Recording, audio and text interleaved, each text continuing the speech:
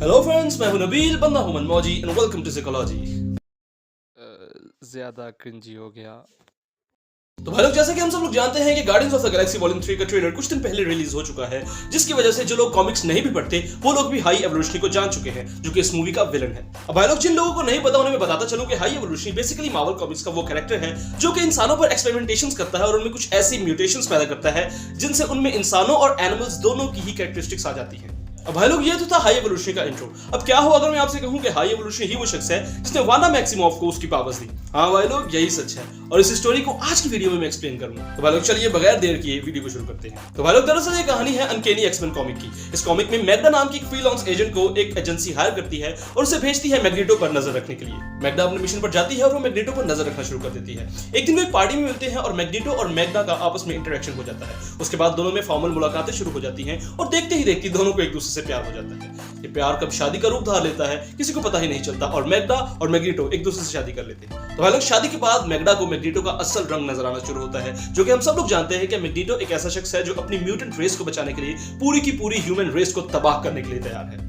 इसी के साथ साथ मैग्ना को पता चलता है कि वो सिर्फ अपनी म्यूटेंट रेस को बचाने के लिए मैग्ना तक को खत्म कर सकता है। मैग्ना को इस बात का भी डर होना शुरू हो जाता है कि मैग्नेटो एक बहुत ही शॉर्ट टेम्पर्ड आदमी है। अगर उसे गलती से भनक भी लग गई कि मैग्ना को बेसिकली एक एजेंसी ने हायर किया था उस पर नजर रखने के लिए, तो वो उसको जान से मार देगा। इस तरह खौफ का सामना तो मैग्ना बहुत आसानी से कर लेती है, लेकिन जब शादी के कुछ देर बाद उसे पता चलता है कि वो प्रेग्नेंट हो चुकी है तो उसे इस बात का खौफ सताने लगता है कि कहीं उसके बच्चे म्यूटेंट्स की बजाय ह्यूमंस निकल आए तो मैग्नेटो उन्हें भी मार ना दे।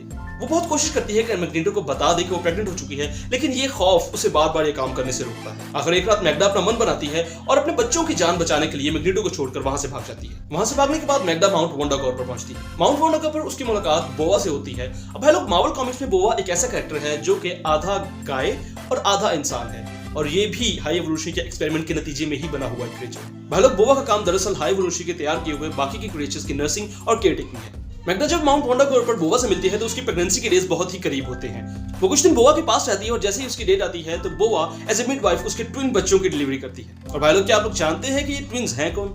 ये ट्विंस दरअसल वांडा और पीटर हैं। जी हाँ, हमारे Scarlet Witch and Quicksilver. Marvel comics में दरअसल वांडा मैक्सिमोव और पीटर मैक्सिमोव मैग्नेटो के बच्चे हैं। अब अगर बात कर लीजिए मैग्ना की, तो भाई लोग देखो, मार्वल कॉमिक्स के कुछ इश्यूज में ये बताया गया है कि जो मैग्ना है वो उनकी डिलीवरी के दौरान ही मर जाती है और कुछ इश्यूज में ये बताया गया है कि मैग्ना उनकी डिलीवरी के बाद वहां से रफू चक्कर हो जाती है।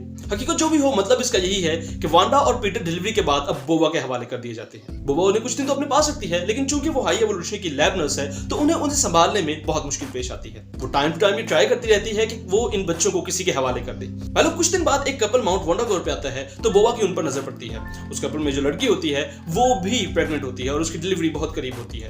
कुछ दिन बाद जब उसकी डिलीवरी होती है तो बोआ उसकी डिलीवरी करवाती है और वो डिलीवरी सक्सेसफुल नहीं रहती और माँ और बच्चा दोनों मर जाते हैं। वो आदमी अपने बीवी और बच्चे की मौत से बहुत ही ज्यादा शॉक हो जाता है। इसी दौरान बोआ उसके सामने आती है और पीटर और वांडा को उसके सामने करके कहती है कि अगर तुम चाहो तो इन बच्चों को रख सकते हो, क्योंकि इन बच्चों का कोई वारिस नहीं है और अब तुम्हारा भी इस दुनिया में कोई नहीं रहा, तो तुम एक दूसरे का सहारा बन सकते हो। लेकिन उस आदमी को इतना सदमा लगा होता है कि वो पागलों जैसे हरकत करने लगता है और चीखता चिल्लाता वहां से भाग जाता है। और अगेन वांडा और पीटर का कोई वारिस नहीं रहता। पहले बोआ उन दोनों के लिए पेरेंट्स ढूंढने की बहुत कोशिश करती है, लेकिन नाकाम रहती है। जब उसे कोई नहीं मिलता तो वो हार मानकर उन दोनों बच्चों को अपने मास्टर हाई एवोल्यूशनरी को सौंप देती है। तो भाई लोग, हाई एवोल्यूशनरी उनको अपनी लैब में ले जाता है और उन पर एक्सपेरिमेंट्स करता है। भाई लोग, जैसा कि आप लोग जानते हैं कि हाई एवोल्यूशनरी का मेन एम ह्यूमन स्पीशीज को पॉपुलेट करना है, यानी कि एक ऐसी रेस जिसके इंडिविजुअल्स के पास इंसानों और जानवरों दोनों के कैरेक्टरिस्टिक्स मौजूद हो। जब वो वांडा और पीटर पर एक्सपेरिमेंट्स करके उनके सेल्स को म्यूटेट करने की कोशिश करता है तो अपेरेंटली उसे कोई रिजल्ट नजर नहीं आता, यानी उन दोनों में कोई एनिमल ट्रेट नजर नहीं आता। हाई एवोल्यूशनरी को लगता है कि उनमें अभी तक कोई एनिमल ट्रेट पैदा नहीं हुई और वो अभी तक एक नॉर्मल ह्यूमन बीइंग ही है, जबकि ऐसा नहीं होता। उनके सेल्स म्यूटेट तो होते हैं, हाँ, एनिमल ट्रेट्स पैदा नहीं होती,